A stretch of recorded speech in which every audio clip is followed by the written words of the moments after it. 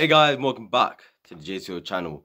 This is your player ratings video for Chelsea 3, Newcastle 0. Shall I say Newcastle 0, Chelsea 3. Good win. Right now, obviously the Man United Tottenham game is in the background. I think that game is going to end 0-0. I'll be surprised if, I mean, come on United, to be honest. We want Ollie at the wheel, but who cares really?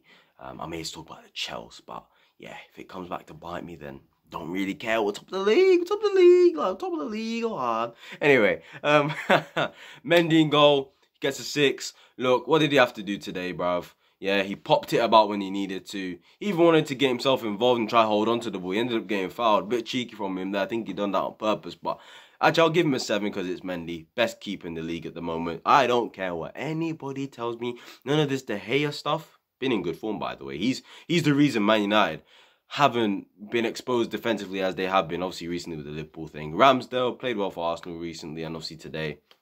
But Mendy's the guy. 7. Moving to the back three, Rudiger.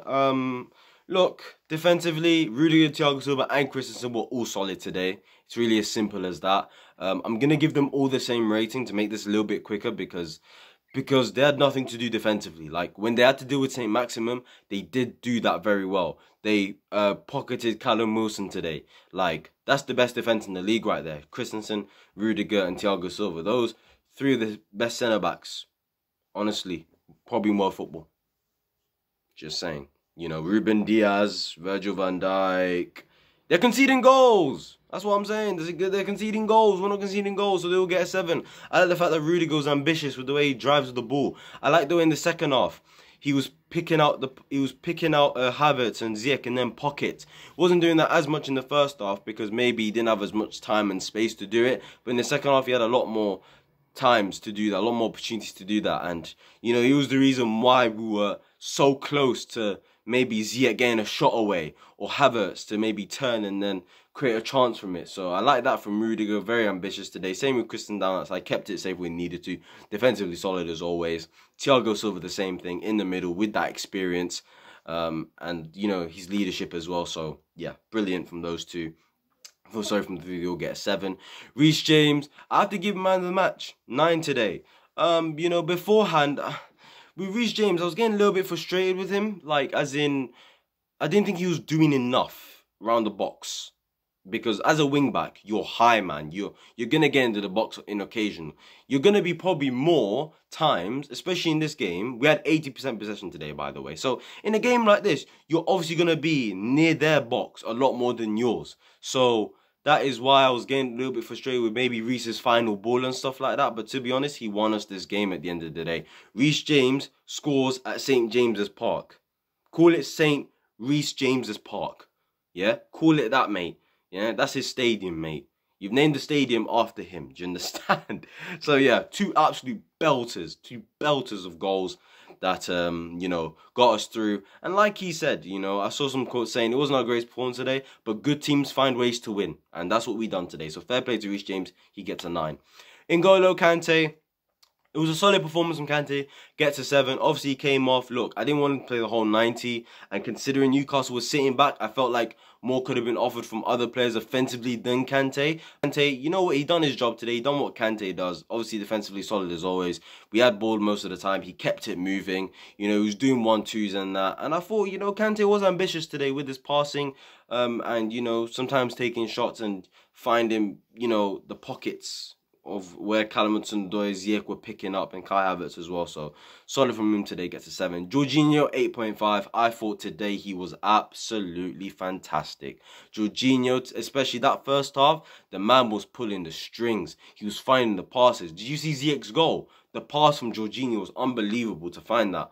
To find Ziyech, who was offside in the end, but I thought Jorginho kept it ticking. Jorginho kept it moving. He was dictating the play. He was controlling that midfield alongside Kante and Ruben when he came on as well. And yeah, it was really a classic Jorginho performance.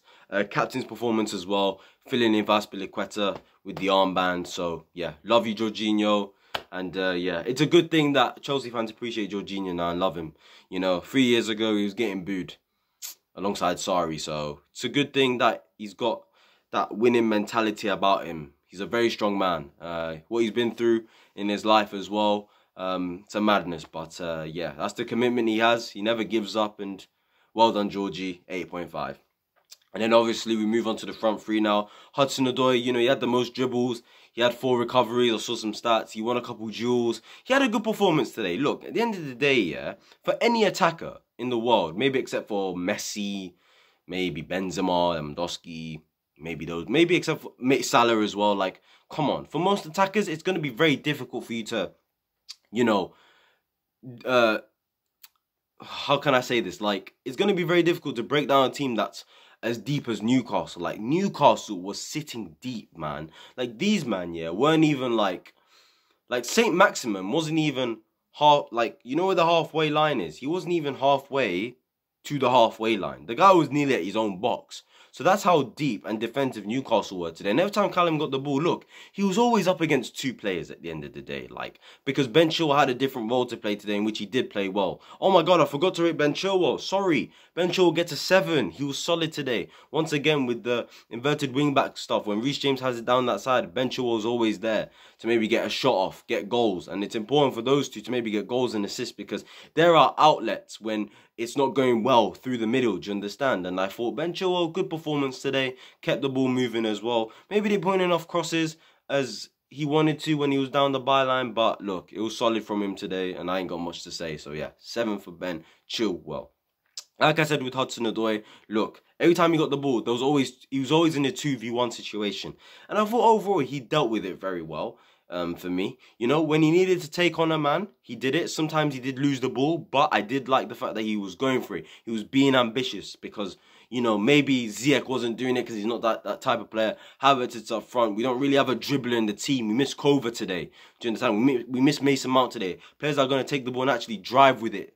You know, Callum Hudson-Odoi was really the only one that could have done that today. Kante at times can do it as well, but Cho was really the only one that could today, and he done it very well at times. Obviously, like I said, he lost the ball at times, but I'm not going to let that knock down a rating because he was, you know, let's just say, you know, because he lost the ball. It was the fact that he was ambitious, the fact that he went for it. And at least in that goal, Rudiger gave the ball to him. He went past a couple players, 3 players I think it was, puts the cross in.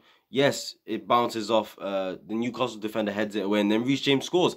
If Callum Hudson-Odoi kept it safe, bro, who knows? Maybe we'd be sitting here saying 0-0. Because the first goal was important in a game like that. Because when we scored that first goal, boom, the floodgates open. We have a lot more space. Newcastle are trying to go for it. Exactly. So, yeah, fair play, Callum Hudson-Odoi. I thought he was good today. He gets an 8 for me.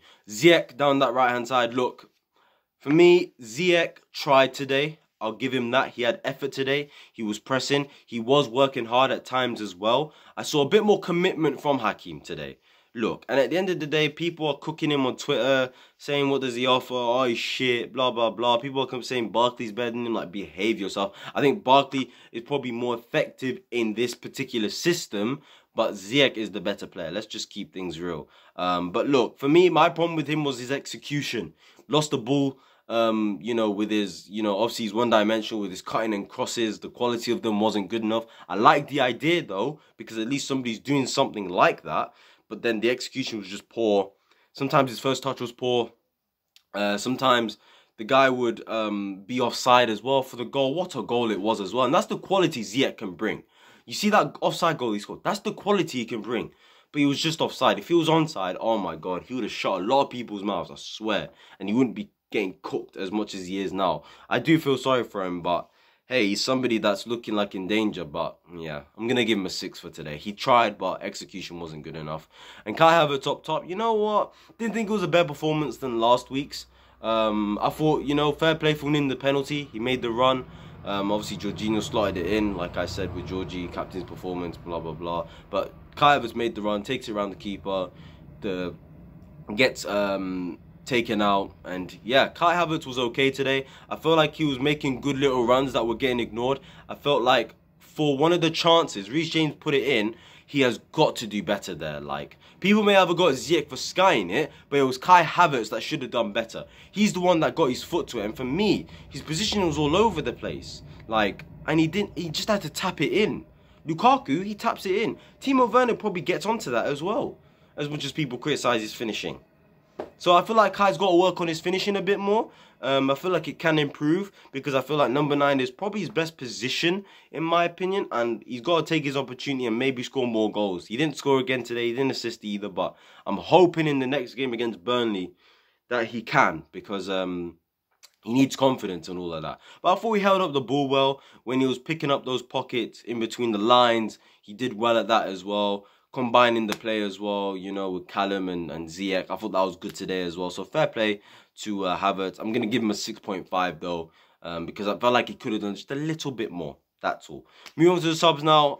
Starting off with Ruben Loftus-Cheek. Good performance, 7.5. He came in, he was direct, more direct than Kante, a little bit more offensive than Kante. The guy's upper body strength, the way he protects the ball, he was winning fouls, driving with the ball, you know, combining with Havertz, Reece James down that right-hand side, you know, sort of was on the left, then to the right, then in the middle, like. So he was allowed to roam around because Jorginho was the dictator and stuff like that. So I thought Ruben, when he came on, was really good. He gets a 7.5. Barkley, fair play to Barkley.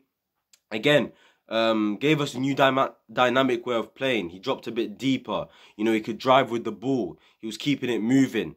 You know, he didn't lose it as much as I expected him to. So fair play. He's the one that found the pass for Havertz. What a pick out, by the way. That's a really good pick out from Barkley. I can't lie. So fair play to Barkley. He did change the game alongside Ruben Loftus-Cheek and gave us a new way of playing, at least in this system. You know, do you understand? So yeah, fair play Barkley. He gets a 7, and Saul came on with 5 minutes to go. Look, I'll give him a standard 6, standard 5, nothing else. And yeah, Thomas Tuchel, fair play. Thomas Tuchel. Lineup was right in my opinion. You know, with the 3 centre-backs, and then obviously Reece James right wing-back, Jorginho, Kante, and then the front 3 due to Mount being ill. Thought it was right. And then when he made the subs at the right time, around the 60th something minute, with Ruben and Ross Barkley, they're different players to the way Kante and Ziyech are, so it gave us new personnel, new way of playing, you know, new combinations, you know, and fair play to Tuchel. Right lineup, right substitutions. It's a good thing he gave Saul a couple minutes in the Premier League as well. Hopefully he gets more. And yeah, move on to the next one. Chelsea stay top of the league. Man City and Liverpool, like I said, have dropped points. And yeah, guys, I'll see you guys. Whenever I see you guys, like, comment, subscribe. Tell me your player ratings down below, and Tuchel as well. And yeah, guys, I'm going to go watch the game right now. Peace.